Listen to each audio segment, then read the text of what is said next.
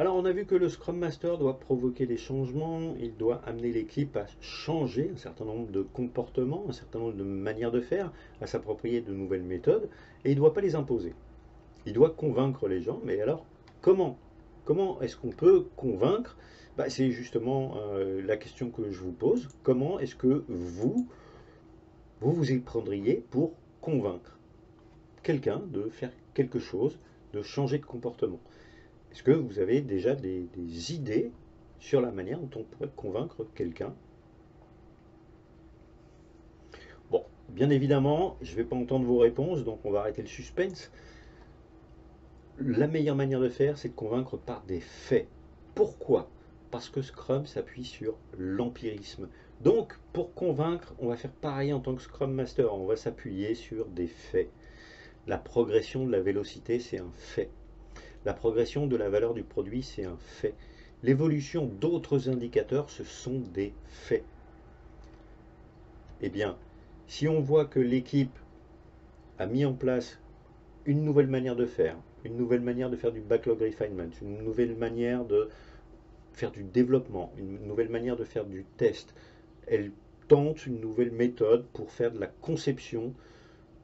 Elle passe maintenant, avant elle faisait de la conception un peu classique, maintenant elle passe au test-driven development.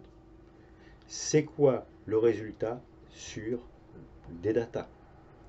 Est-ce que sa vélocité elle progresse? Est-ce qu'elle produit plus de valeur? Est-ce que son indicateur de satisfaction progresse? Est-ce que, alors c'est pas forcément à la fin d'un sprint, il faut le temps de l'appropriation, mais au bout de deux-trois sprints, on voit qu'il y a des indicateurs qui doivent bouger. C'est des faits. Le Scrum Master, lors d'une rétrospective, il peut se contenter d'énoncer des faits.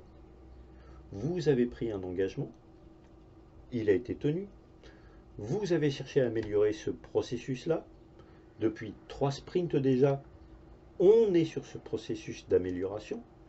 Et d'ailleurs, je commets une erreur, je dis vous avez, mais c'est nous avons que je devrais dire.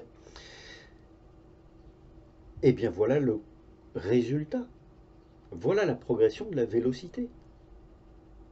Voilà l'accroissement de la performance de l'équipe. La conclusion, pardon, le constat ou le jugement par rapport à ça, il faut laisser chacun faire. Et ça va émerger tout seul. Deuxième manière de convaincre, par l'expérimentation. Essayons ensemble et mesurons le résultat. Il y a une autre équipe qui nous dit que ça marche bien avec eux.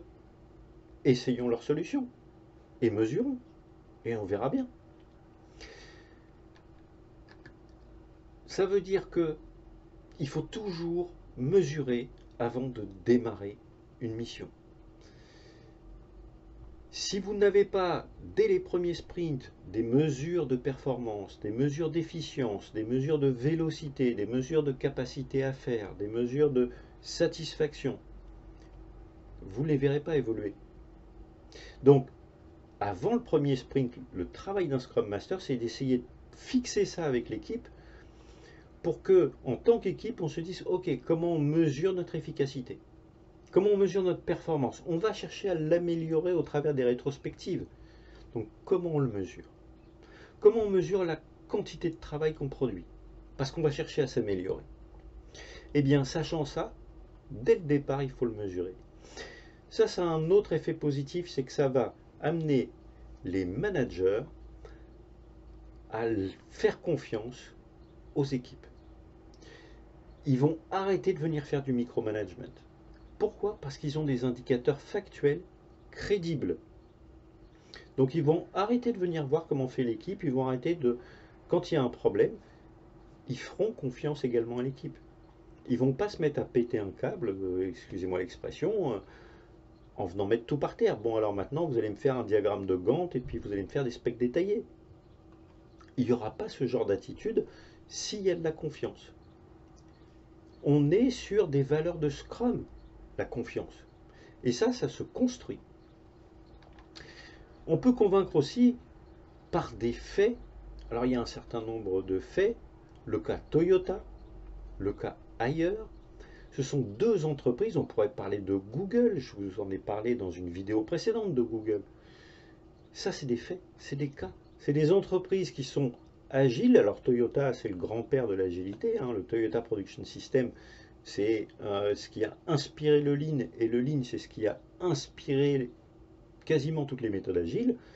La base de Scrum, je le rappelle, hein, c'est une double base. L'empirisme et le Lean. Le Lean, c'est une copie du Toyota Production System. Le cas ailleurs, il est très intéressant. Là aussi, je vous laisse l'étudier. Je vous ai mis dans votre package ce fameux cas ailleurs. C'est un petit fichier PDF à lire, vous allez voir. C'est extrêmement instructif quand on parle d'équipes autonomes, autogérées et responsabilisées. Là, ailleurs, ils sont allés très, très, très loin. Et c'est pas étonnant, du coup, que ce soit devenu en quelques décennies, en 20 ans, le leader mondial de l'électroménager. C'est pas étonnant qu'ils fassent de la croissance à 2 chiffres sur un marché en récession, un marché qui se contracte. C'est-à-dire un marché qui fait grosso modo le même chiffre d'affaires, mais avec beaucoup plus d'achats. Il y a beaucoup plus de biens qui sont fabriqués, mais le chiffre d'affaires ne bouge pas. C'est un marché en contraction. Eh bien, dans un marché en contraction, normalement, on ne prend plus de part de marché, on n'a plus de croissance dans un marché en contraction, il n'y a pas de croissance possible. Donc ailleurs qui fait de la croissance à 2 chiffres, ça veut dire qu'il prend du marché à ses concurrents. C'est le gâteau grossit pas et sa part elle est de plus en plus grosse. Voilà, c'est clair. Et ça, c'est pour le coup un fait qui démontre que des équipes autonomes fonctionnent plutôt bien.